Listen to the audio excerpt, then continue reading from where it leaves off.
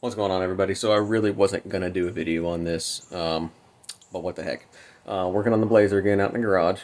So, yep, getting dirty. This time with a radiator. My radiator ended up cracking on the side tank. So, plastic side tanks. So, go figure. So, I decided to upgrade.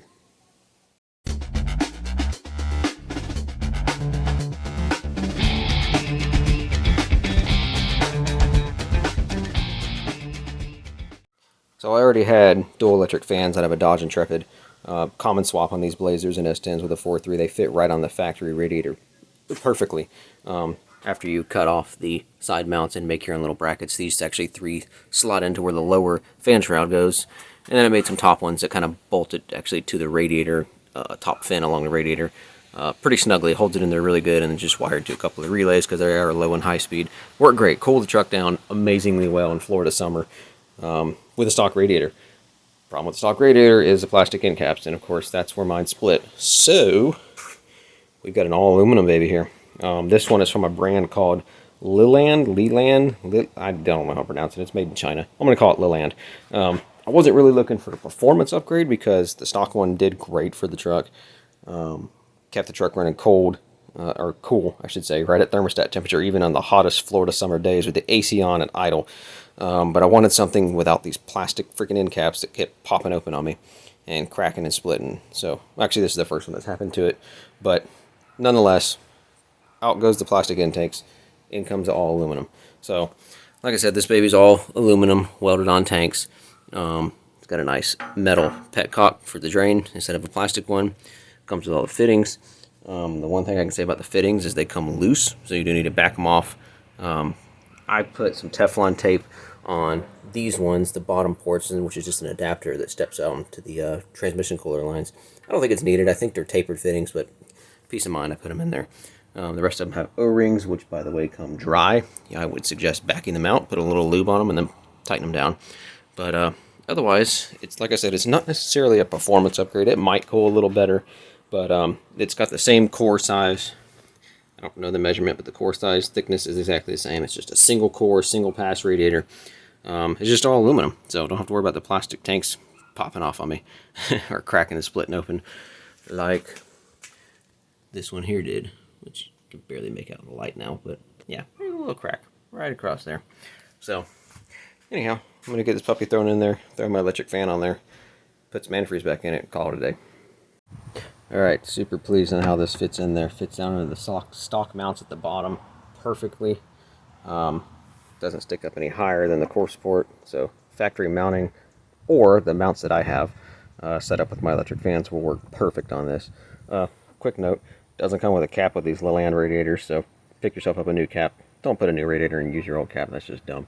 So get the rest of this bolted together and secured in, put the lines up there, and be good to go.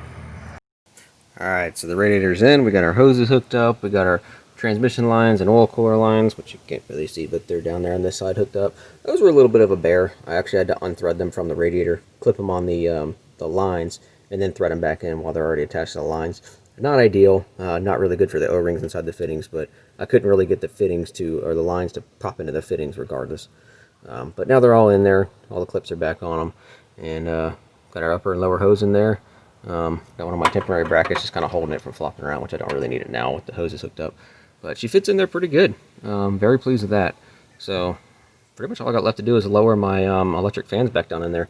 Now you can see the three slots down at the bottom, sort of. There's one there, there's one in the center, and there's another one over there that the factory lower shroud slots into, with the three brackets on the bottom of my the shroud on the electric fans that I had made and bolted to it. Those just slot right down into those factory holes, and it holds it right into place. So I'm fixing to lower that down in there, and then I gotta make some new holes in this one of these little top fins in order to mount my top brackets to, which ain't a big deal. I drilled just two small holes in it, and like I said, little holes ain't a big deal because there's already some in it. I'm just gonna make two more and get it bolted on there and mount it in. So here's a fun fact with this radiator. If you're trying to run the Dodge Intrepid fans on this radiator, it's about that much too small. So this side's flush. As you come over here, this side will not fit in there. I don't want to jam it in there and risk of putting pressure on this side tank against the core. So I'm going to pull back out, and I'm going to have to just trim a little bit off here to get it to fit down on the radiator. And it's kind of crazy. I mean, but that's what you get with aftermarket parts. It's not exactly the same dimensions as the OEM stuff. Because as you'll see on a factory radiator, this Dodge Intrepid fan almost lines up perfect. That side drops down in. I mean, it's almost perfectly flush on both sides. So the new one's got a core that's maybe a ½ an inch narrower width-wise. So I'm just gonna pull out either Dremel. Actually, I'll probably use my jigsaw and just take a little bit off the edge on either side. So this will actually end up overlapping the side tank just a hair on either side, and then it should fit down in there. Alright, some fancy jigsaw work later. As you can see, I just got a little notch out of the sides of the shroud. And now, with any luck, she will slot those 3 little mounting tabs, slot right into the 3 tabs for the lower shroud. Let's see about this here, one-handed now. Looks like she's dropping right in. Boom. Perfect. Got a little extra room over here. I'm not too concerned about it. This side fits in there perfect. Again, little extra room, little extra wiggle room, never hurts. Now I just need to make 2 little holes. You can see where my little tabs come up here. Line up with this extra flange on top of the core. Make 2 little holes. Got some little nuts and bolts. That'll hold it to there. And then these hold everything to the core support. So let's get that done. Alright, got it all mounted up. Like I said, super simple. These 2 brackets are bolted to the fan shroud. And I literally just made a couple of little holes, one there and one there, and bolted these brackets to that. Bowed in a little bit. It's alright. This is literally just a support structure, I guess, for the rigidity of the core, and it's already got holes in it, so I'm not too worried about it. And these brackets here help hold the radiator to the core support. There's a little slack there, so I'll probably take some little pieces of rubber hose and put it on the end. They bolt up to the factory fan shroud mounting holes, one here, here, and here, and I'll probably just put some rubber hose on the end of it just to help keep it off the aluminum to aluminum and moving. It doesn't really, I mean, it's not like it's a big deal. It doesn't contact the core, but wouldn't hurt to have some sort of cushion in between there. So this is my solution for the upper radiator mount brackets. Of course, the original top fan shroud holds onto these sides and holds it close to the core support. Usually when you install one of these electric fans, a lot of people don't even put the top shroud back on, but I wanted to keep it there, so I had a place for my AC lines to rest. And it is trimmed up. Like I said, I'm still using it, but I've cut a lot off of this side and a lot off of this side. That's what originally holds the radiator tight, but it has a whole lot more material that comes up on the sides, well, rather goes down on the sides and attaches to the lower fan shroud. I'm no longer running a lower fan shroud, and because of that, this shroud wants to lift up when it's installed and it doesn't hold pressure down on the radiator on these 2 upper mounts, so it doesn't hold the radiator very securely. So I wanted something that did. So in conjunction with this, underneath it are these 3 little angled brackets that I bent up and slipped a piece of just regular rubber fuel line onto, and they basically just sit on there and capture it and use those same 3 mounting holes that the upper shroud uses to secure it. I'm not gonna lie, it's not super easy to line everything up when you're putting it together, because you have to set these 3 brackets on here like so, and pull the radiator towards you, of course, so it seats up against the core support firmly, while at the same time lowering that top shroud down on there and lining the holes up through it, through this bracket, and down into the threaded insert there to mount everything down in there. But it uses all the factory hardware once it's done, and it keeps the trim top shroud on there, which gives a place for the AC lines to rest onto instead of rubbing directly on this aluminum and rubbing holes in it, which would suck. So I used to not have these little rubber like cushions on here, these fuel line cushions, but I feel it's a good idea since it's going to be directly against this aluminum radiator. Wouldn't hurt to have that. So I'm going to get this all mounted up. I'm going to have to do it off camera because I need 2 hands for this. So get that done. The install's pretty much done as far as that goes, and then it's just putting the coolant back in it and, you know, checking I didn't lose a whole lot of transmission fluid or oil undoing the lines on the side, but still good practice just to check it.